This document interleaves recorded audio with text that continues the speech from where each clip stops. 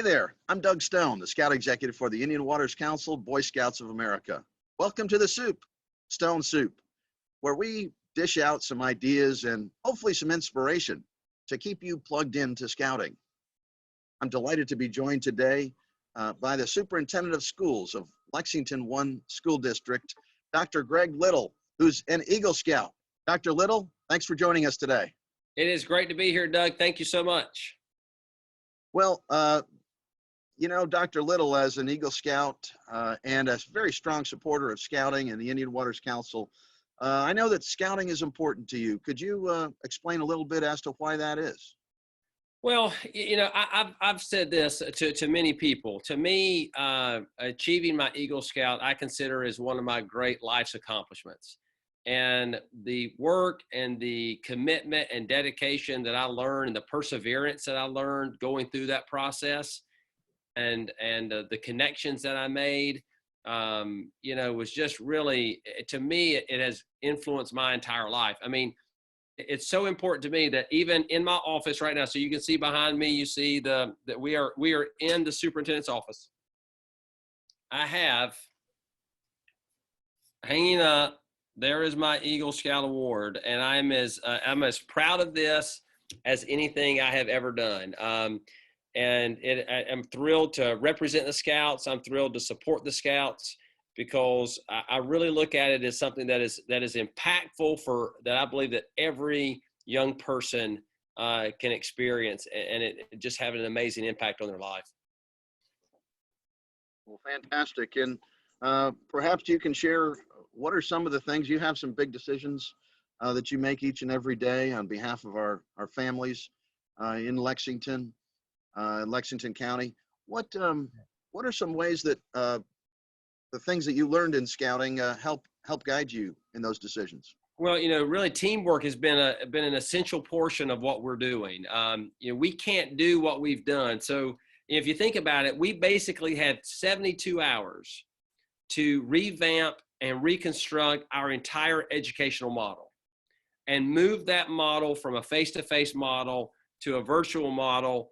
And some of that included technology, and some of that included no technology. And we've had to do that for people who can access the internet and people who can't access the internet. We've had to do it for people who have homes where families are working 80 hours a week, where there are homes where you have medical professionals who are on the front lines of this virus. And we've had to work in homes with moms and dads who can't read, and everything in between is what we had to do. And we had 72 hours to do that work. So while I would love to sit here, Doug, and tell you, well, I just did such a great job to make all this stuff happen, it doesn't really work that way. We had a great team of people, dedicated educators. Our teachers have been unbelievable. Our bus drivers and our food service workers who have worked just long hours preparing meals for our community and delivering those meals to places in our community where people don't have access to food. I mean, to me, it has been a remarkable achievement. But when we talk about it, it's about working together. When you think about that patrol, and that patrol has to work together, and the troop has to work together as a team, those were a lot of those lessons that helped me. I think as we think about what we're now doing, certainly that skill has been absolutely essential. Well, what are some of the considerations that you're making, big considerations that in an effort to help keep parents engaged and students engaged in school at this time and looking forward during this pandemic? Well, so I think one thing you have to recognize is that families are going through lots of stress during this time. And what you don't want to have happen is you don't want the schoolwork then to be an added stressor for our community. And at the same time, you want to make sure you're creating a learning environment where people are engaged and they're interested and they're wanting to do the work as well. So we've really tried to work with families about how that looks like in their home and how that looks like for their families. But that's really been a huge consideration is when you think about all the stress and anxiety associated with a global pandemic, where you have people who are not sure if their jobs are going to be there, Again, we've talked to some folks that are working 80 hours a week, and here they are then trying to come home. They're trying to complete the packet or do these types of things. Or if you have a senior who is so close to graduating, and you got to make sure they don't fall off right here at the end, where, just very similar to getting an Eagle Scout, if I might add, right at the end. That's kind of what I did. But those are a lot of the considerations that I think we're taking into account as we move forward. Well, that's a lot to consider and to act on.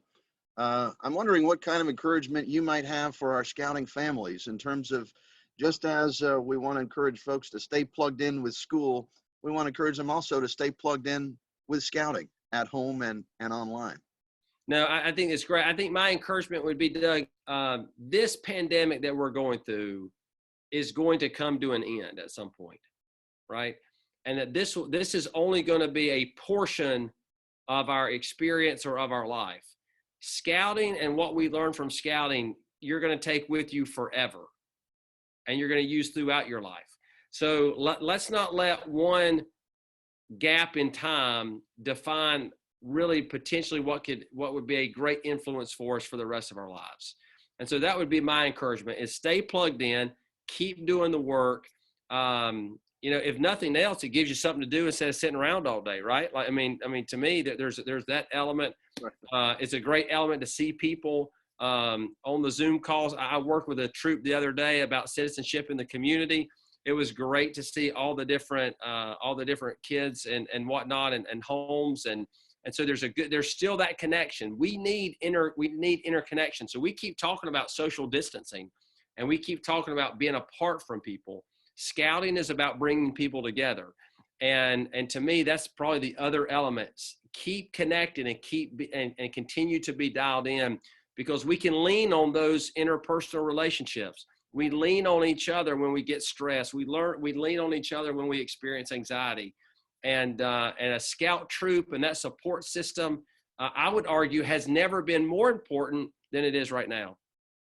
So, Dr. Little, share with us a little bit about that Citizenship in the Nation merit badge that you helped out with, or Citizenship in the Community, I think. I think it was Citizenship in the Community. So I was invited to sit in with a group of young people. They were required to watch a board meeting. So our board meetings right now are a little atypical. And so we record those and put them on our district website. So they watched a board meeting, and then they had a really array of questions about, we were doing animals in the classroom, and there was something about rezoning and some other things. And I thought they were very thoughtful questions, and they were very insightful questions. And I so much appreciated that. And then they also asked about leadership, and they talked about impact of being an Eagle Scout and why being an Eagle Scout was important. And it just tickled me to death to be able to share that with those young people. I was very grateful, because when we think about, we need people who are going to be involved. We need people who are going to be who are going to be willing to run for school boards. We need people who are willing to give of themselves to serve their community. And so to me, anytime a Boy Scout troop asks something, my answer is always going to be yes.